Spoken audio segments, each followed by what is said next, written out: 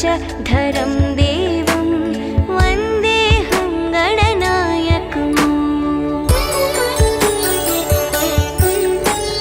मूषकोत्तममारुह्य देवासुरमहाहवे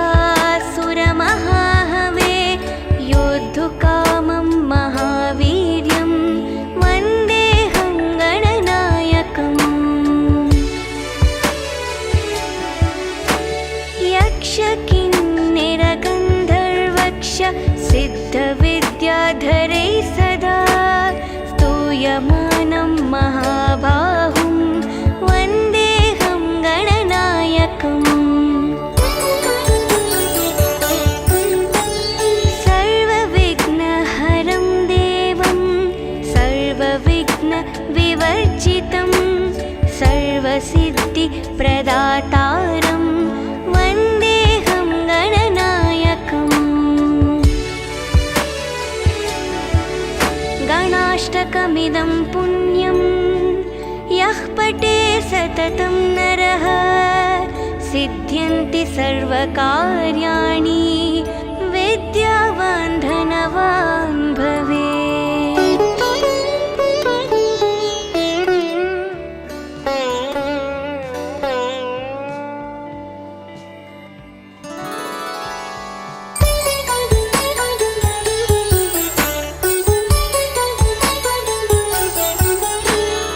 एकदन्तं महाकायं तप्तकाञ्चनसन्निभं लम्बोदरं विशालाक्षं वन्देऽहं गणनायकम्।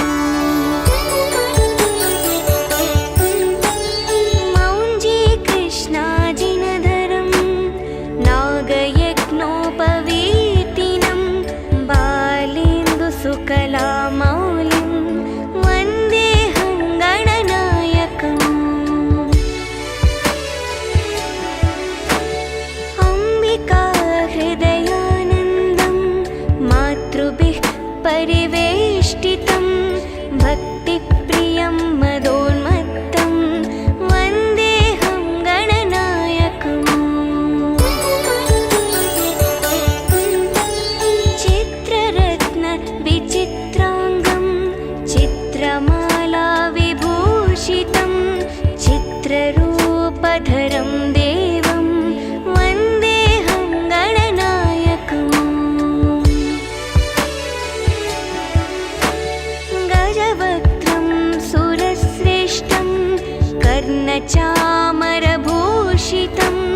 पाशाङ्कुशधरं देवं वन्देऽहं गणनायकम्।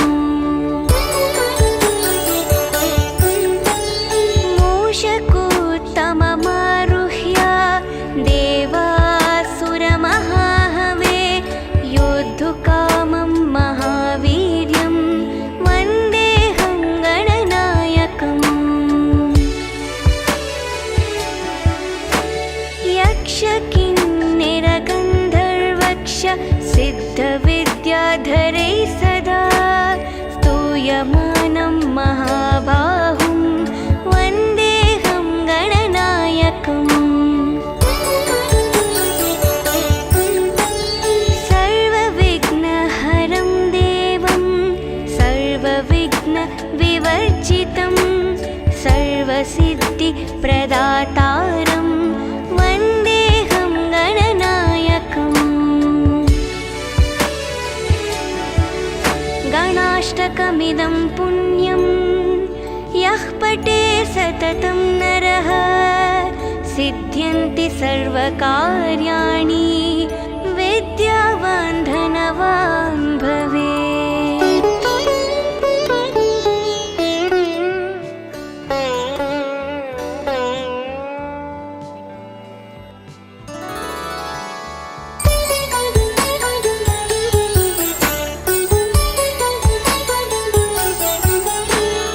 एकदन्तं महाकायं तप्तकाञ्चनसन्निभं लम्बोदरं विशालाक्षं वन्देऽहं गणनायकम्।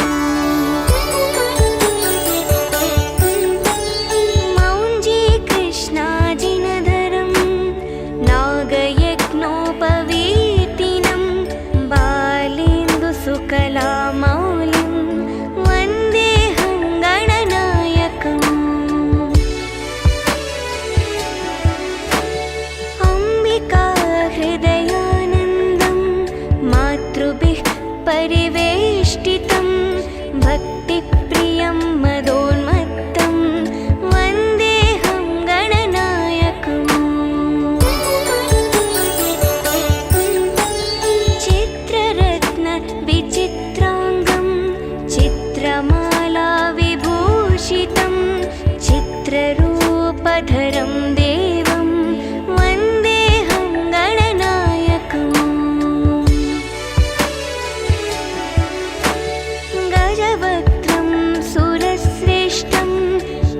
कर्णचामरभूषितं पाशाङ्कुशधरं देवं वन्देऽहं गणनायकम्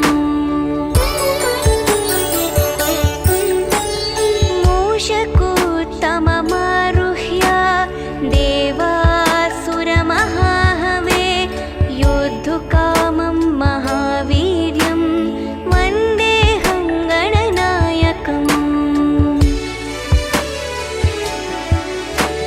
यक्षकिन्निरगन्धर्वक्ष सिद्धविद्याधरै सदा स्तूयमानं महाबाहुं वन्देऽहं गणनायकम्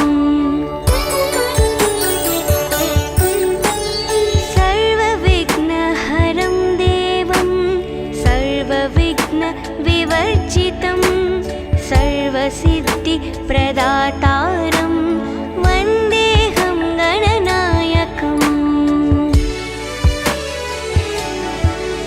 गणाष्टकमिदं पुण्यं यः पठे सततं नरः सिद्ध्यन्ति सर्वकार्याणि विद्यावान् धनवान् भवेत्।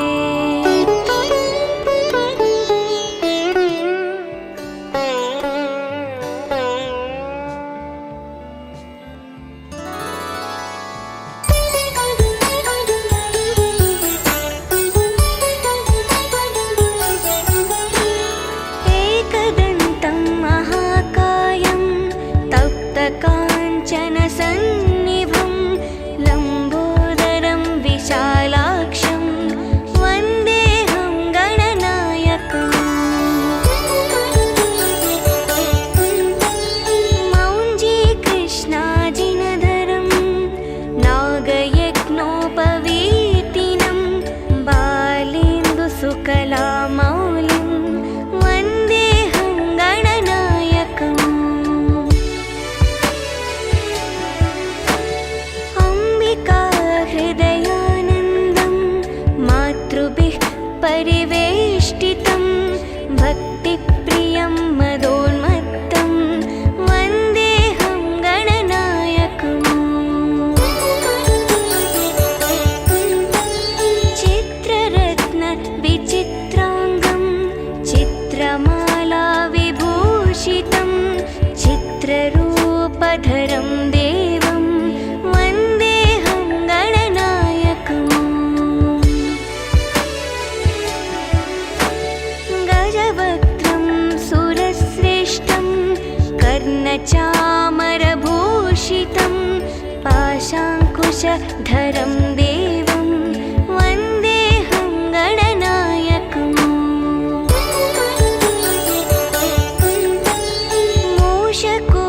मूषकोत्तममारुह्य देवासुरमहाहवे योद्धुकामं महावीर्यं वन्देऽहं गणनायकम् यक्षकिन्निरगन्धर्वक्ष सिद्धविद्याधरै सदा स्तूयमानं महाबाहुं वन्देऽहं गणनायकम् सर्वविघ्नहरं देवं सर्वविघ्नविवर्जितं सर्वसिद्धिप्रदातारं वन्देऽहं गणनायकम् गणाष्टकमिदं पुण्यं यः पठे सततं नरः सिद्ध्यन्ति सर्वकार्याणि विद्यावान् धनवान् भवेत्।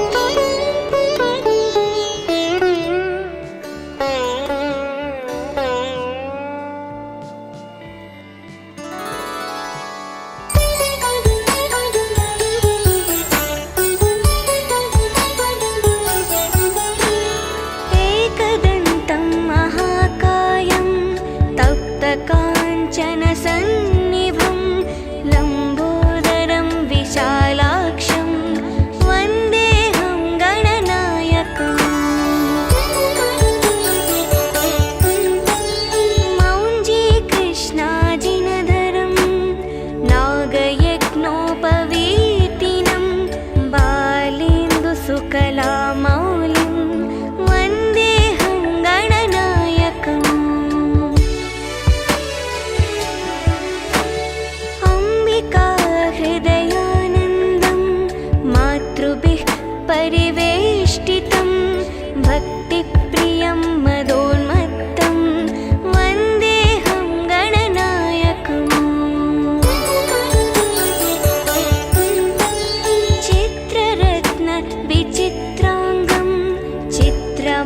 चित्रमालाविभूषितं चित्ररूपधरं देवं वन्देऽहं गणनायकम्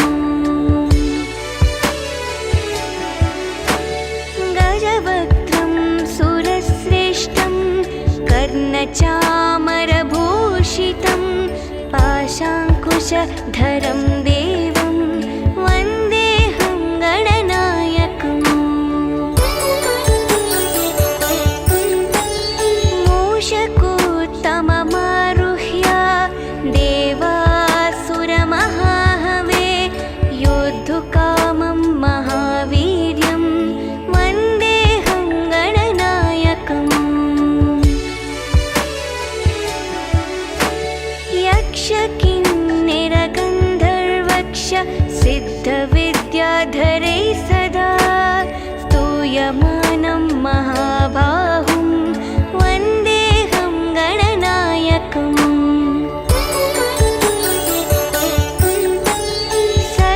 सर्वविघ्नहरं देवं सर्वविघ्नविवर्जितं सर्वसिद्धिप्रदातारं वन्देऽहं गणनायकम्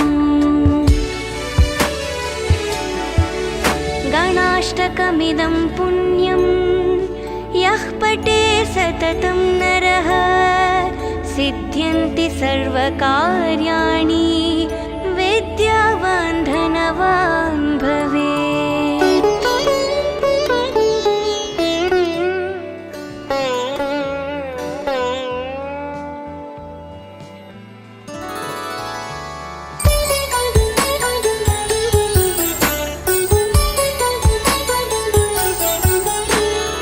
एकदन्तं महाकायं तप्तकाञ्चनसन्निभं लम्बोदरं विशालाक्षं वन्देऽहं गणनायकम् मौञ्जीकृष्णाजिनधरं नागयज्ञोपवीतिनं बालेन्दुसुकलामौलिं वन्देऽहं गणनायकम् अम्बिकाहृदयानन्दं मातृभिः परिवेष्टितं भक्तिप्रियं मदोन्मत्तं वन्देऽहं गणनायकम् चित्ररत्नविचित्राङ्गं चित्रमालाविभूषितं चित्ररूपधरं देवं वन्देऽहं गणनायकम् गजवक्त्रं सुरश्रेष्ठं कर्णचामरभूषितं पाशाङ्कुशधरं देवं वन्देऽहं गणनायकम्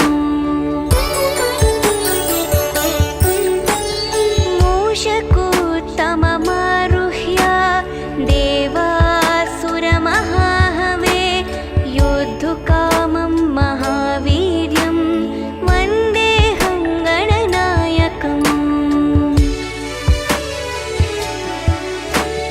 यक्षकिन्निरगन्धर्वक्ष सिद्धविद्याधरै सदा स्तूयमानं महाबाहुं वन्देऽहं गणनायकम् सर्वविघ्नहरं देवं सर्वविघ्नविवर्जितं सर्वसिद्धिप्रदातारं वन्देऽहं गणनायकम् गणाष्टकमिदं पुण्यं यः पठे सततं नरः सिद्ध्यन्ति सर्वकार्याणि विद्यावान् धनवान् भवेत्।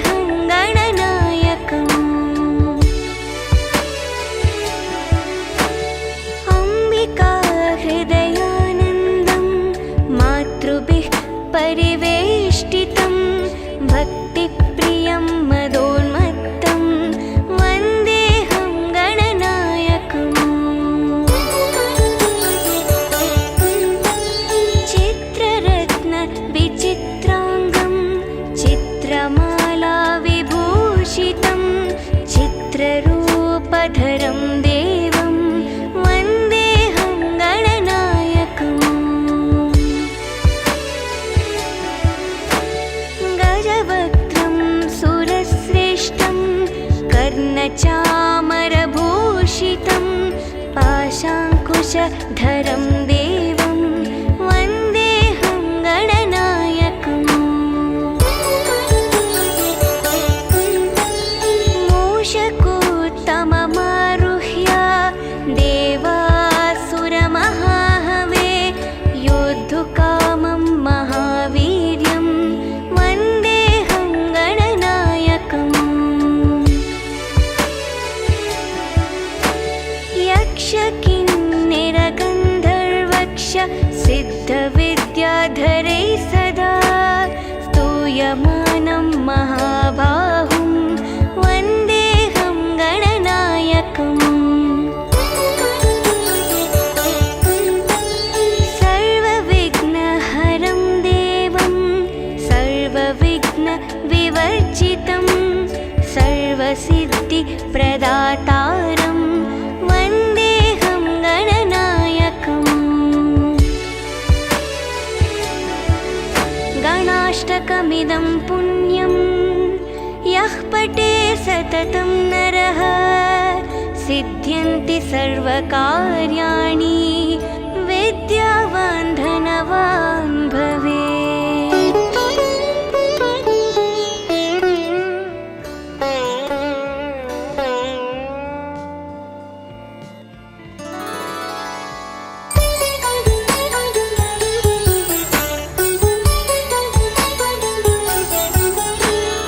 एकदन्तं महाकायं तप्तकाञ्चनसन्निभं लम्बोदरं विशालाक्षं वन्देऽहं गणनायकम् मौञ्जीकृष्णाजिनधरं नागयज्ञोपवीतिनं बालेन्दुसुकलामौलिं वन्देऽहं गणनायकम् अम्बिकाहृदयानन्दं मातृभिः परिवेष्टितं भक्तिप्रियं मदोन्मत्तं वन्देऽहं गणनायकम् चित्ररत्नविचित्राङ्गं चित्रमालाविभूषितं चित्ररूपधरं देवं वन्देऽहं गणनायकम् गजवक्त्रं सुरश्रेष्ठं कर्णचामरभूषितं पाशाङ्कुशधरं देवं वन्देऽहं गणनायकम्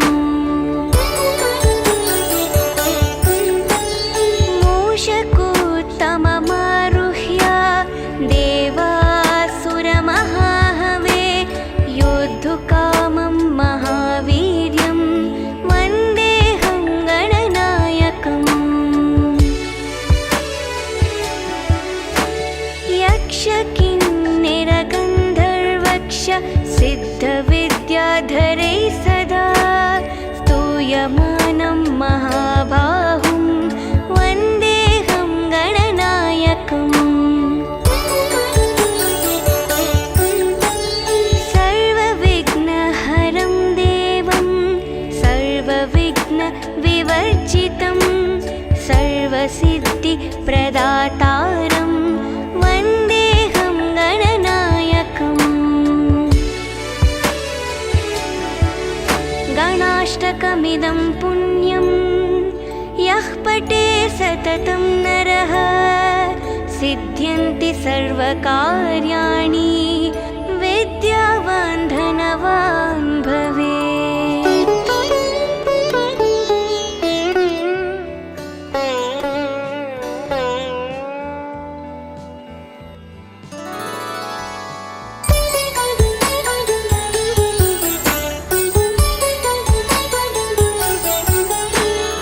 एकदन्तं महाकायं तप्तकाञ्चनसन्निभं लम्बोदरं विशालाक्षं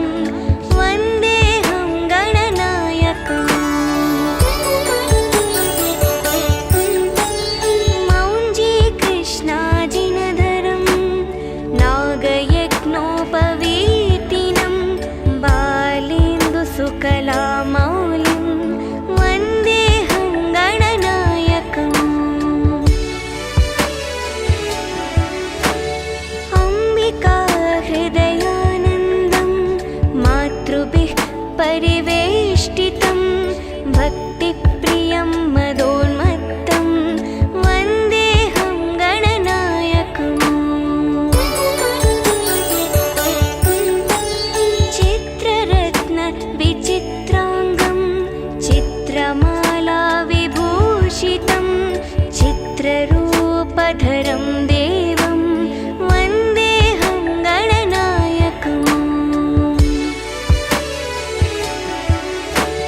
गजवक्त्रं सुरश्रेष्ठं कर्णचामरभूषितं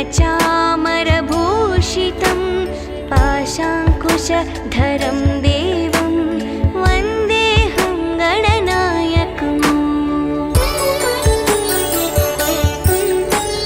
मूषकोत्तममारुह्य देवासुरमहाहवे योद्धुकामं महावीर्यं वन्देऽहं गणनायकम्। यक्षकिन्निरगन्धर्वक्ष सिद्धविद्याधरैः सदा स्तूयमानं महाबाहुं वन्देऽहं गणनायकम्। सर्वविघ्नहरं देवं सर्वविघ्नविवर्जितं सर्वसिद्धिप्रदातारं वन्देऽहं गणनायकम्। गणाष्टकमिदं पुण्यं यः पठे सततं नरः सिद्ध्यन्ति सर्वकार्याणि विद्यावान् धनवान् भवेत्।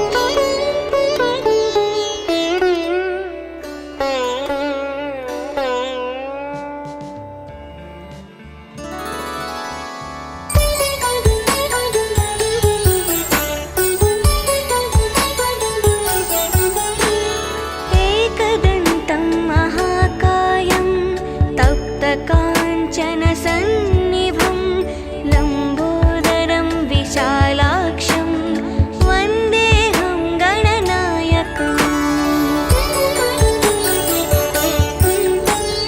मौञ्जीकृष्णाजिनधरं नागयज्ञोपवीतिनं बालेन्दुसुकलामौलिं वन्देऽहं गणनायकम्।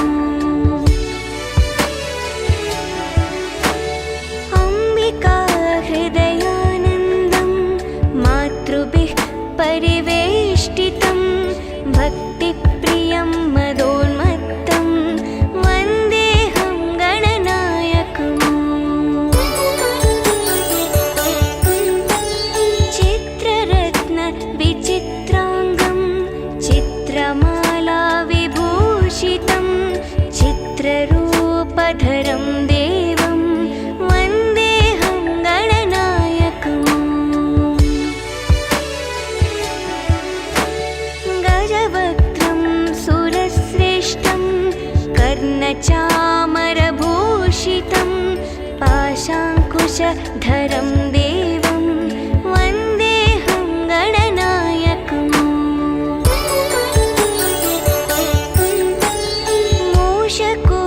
मूषकोत्तममारुह्य देवासुरमहाहवे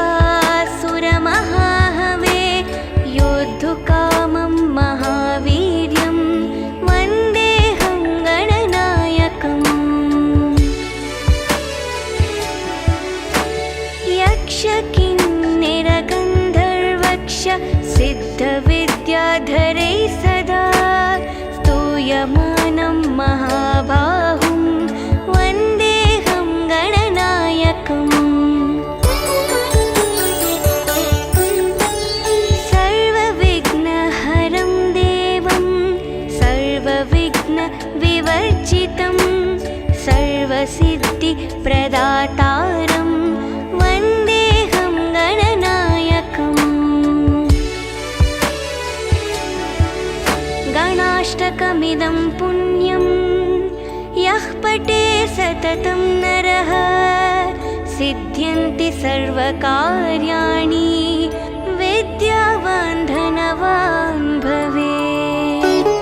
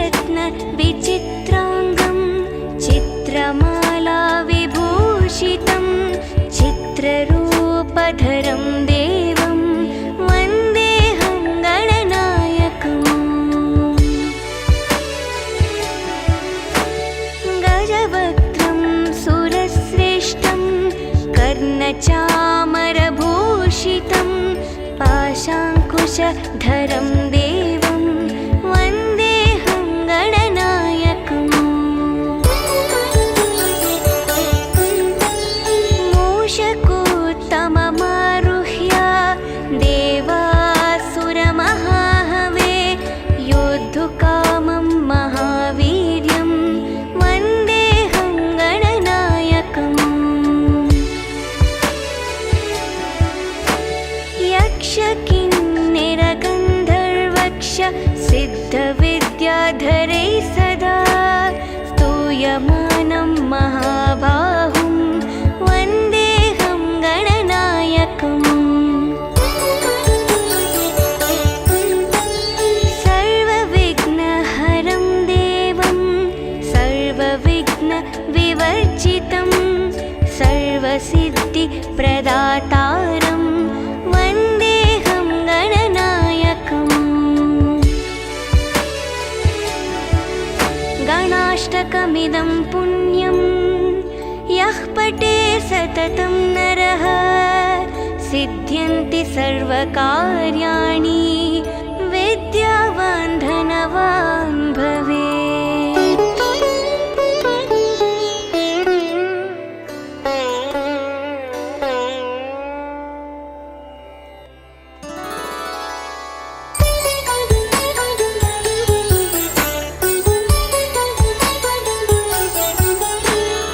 एकदन्तं महाकायं तप्तकाञ्चनसन्निभं लम्बोदरं विशालाक्षं वन्देऽहं गणनायकम्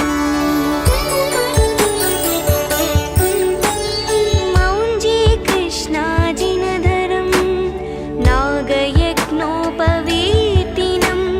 बालेन्दुसुकलामौलिं वन्देऽहं गणनायकम् अम्बिकाहृदयानन्दं मातृभिः परिवेष्टितं भक्तिप्रियं मदोन्मत्तं वन्देऽहं गणनायकम् चित्ररत्नविचित्राङ्गं चित्रमालाविभूषितं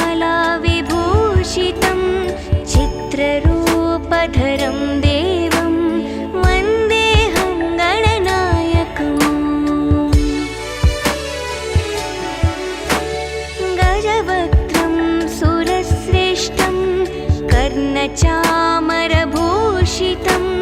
पाशाङ्कुशधरं देवं वन्देऽहं गणनायकम्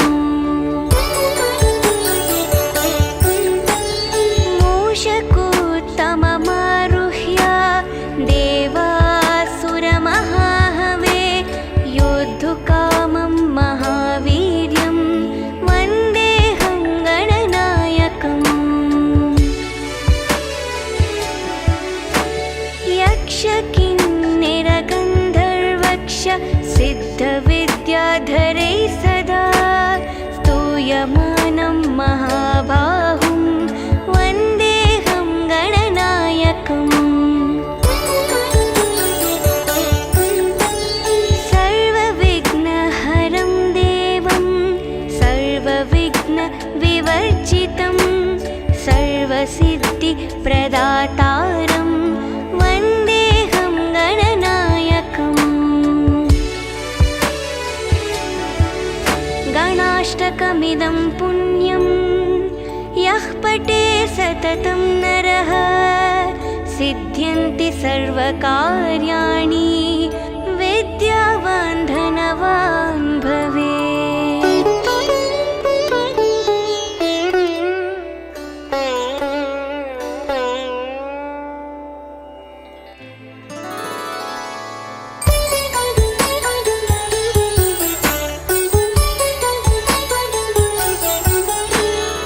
एकदन्तं महाकायं तप्तकाञ्चनसन्निभं लम्बोदरं विशालाक्षं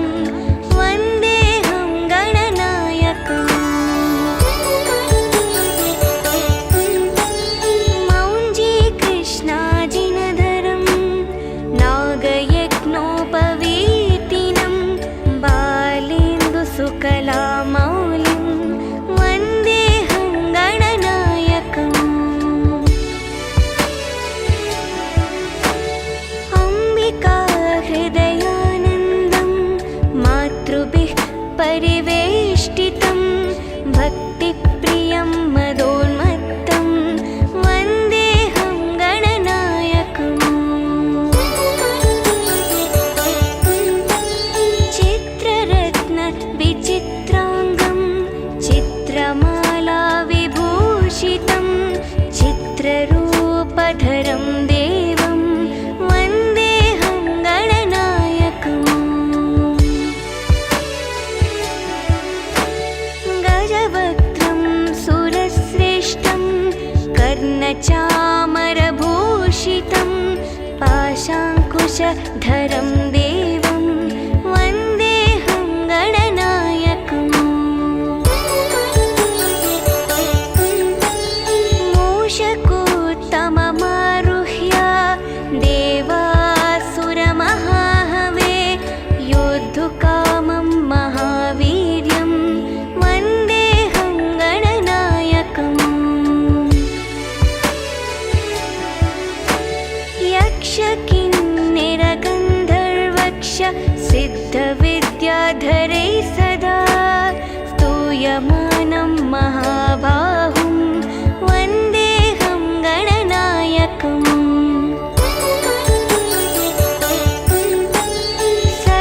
सर्वविघ्नहरं देवं सर्वविघ्नविवर्जितं सर्वसिद्धिप्रदातारं वन्देऽहं गणनायकम्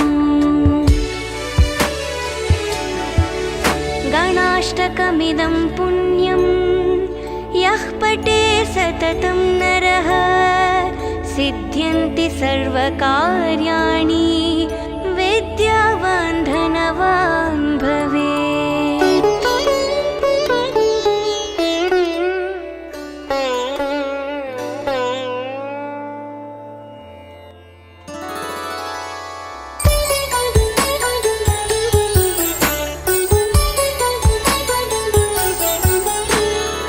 एकदन्तं महाकायं तप्तकाञ्चनसन्निभं लम्बोदरं विशालाक्षं वन्देऽहं गणनायकम्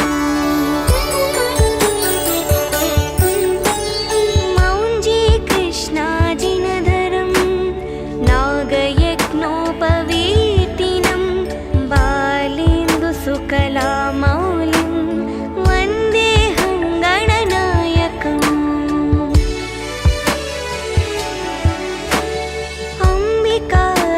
अम्बिकाहृदयानन्दं मातृभिः परिवेष्टितं भक्तिप्रियं मदोन्मत्तं वन्देऽहं गणनायकम्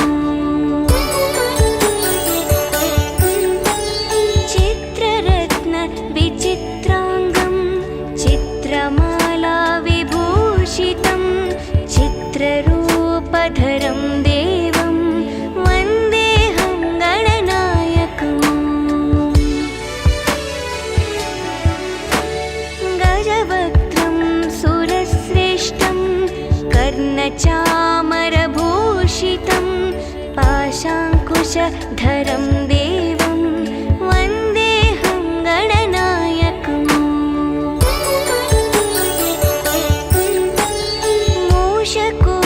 मूषकोत्तममारुह्य देवासुरमहाहवे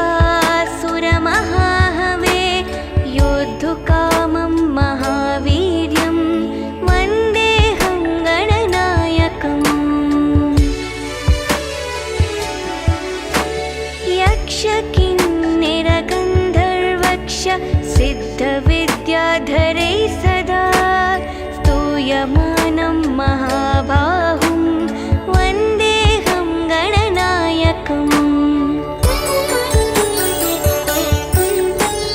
सर्वविघ्नहरं देवं सर्वविघ्नविवर्जितं सर्वसिद्धिप्रदातारं वन्देऽहं गणनायकम्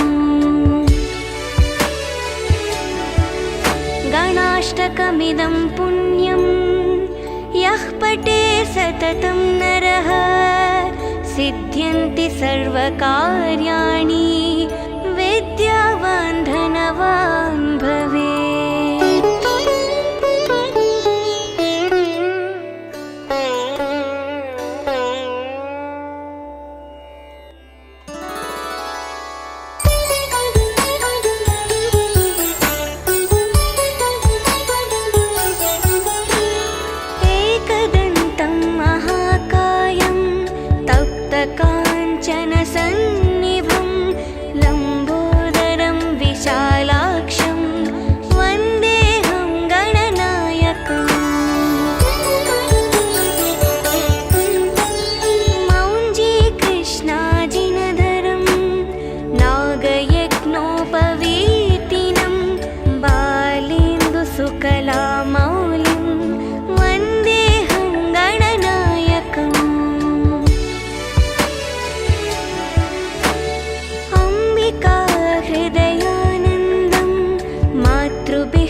परिवेष्टितं भक्तिप्रियं मदोन्मत्तं वन्देऽहं गणनायकम् चित्ररत्नविचित्राङ्गं चित्रमाला विभूषितं चित्ररूपधरं देवं वन्देऽहं गणनायकम् गजवक्त्रं सुरश्रेष्ठं कर्णचामरभूषितं पाशाङ्कुशधरं देवं वन्देऽहं गणनायकम्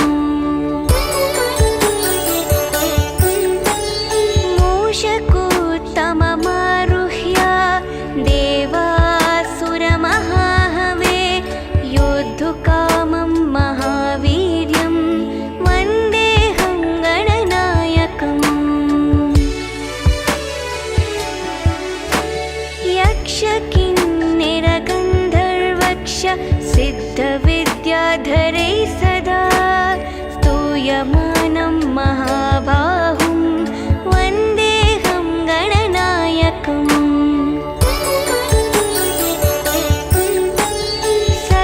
सर्वविघ्नहरं देवं सर्वविघ्नविवर्जितं सर्वसिद्धिप्रदातारं वन्देऽहं गणनायकम् गणाष्टकमिदं पुण्यं यः पठे सततं नरः सिद्ध्यन्ति सर्वकार्याणि विद्यावान् धनवान् भवेत्।